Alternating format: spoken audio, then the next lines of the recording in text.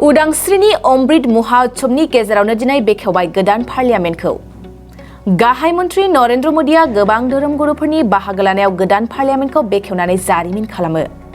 मिथिनाय बादिब्ला दिनै बेखेवनाय गोदान पार्लियामेन्टनि लकसभायाव सा 888 आरो राज्य सभायाव सा 384 सोद्रोमा आरो बिबानगिरिफ्रा जिरायनो हानायनि राहा दं।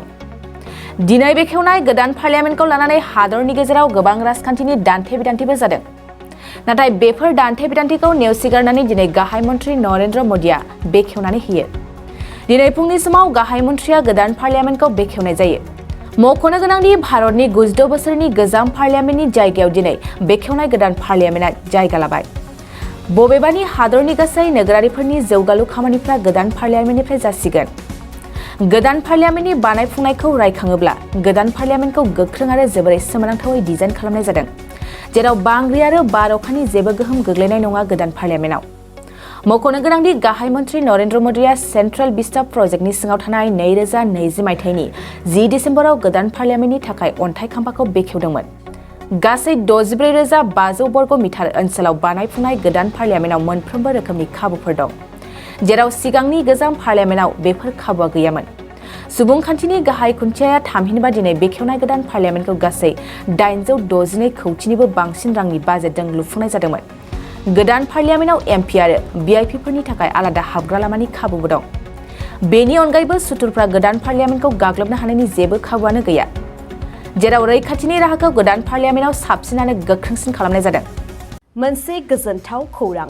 क'क्राझार सहरनि जेडि रडजों नांजाबनाय गोजोनपुरी रयेल एनफिल्ड श'रुमनि गोजौआव दंसै आइ आफा बिएम इनस्टिट्युट अफ पेरामेडिक्स।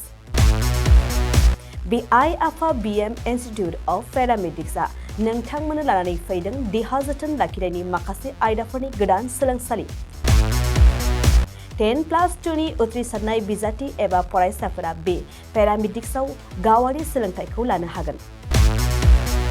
क'क्राझार सहरनि गोजोनपुरी एबा गांजिमा बाजारजों नांजाबनाय आइ आफा बिएम इनस्टिट्युट अफ पेरामेडिक्सआ नोंथांमोननि थाखाय गोदान मुं थिसननाय आयदाफोरानो जादों medical laboratory technology, assistant nursing, first aid, patient care, dialysis technician, OT टेकनिशियान।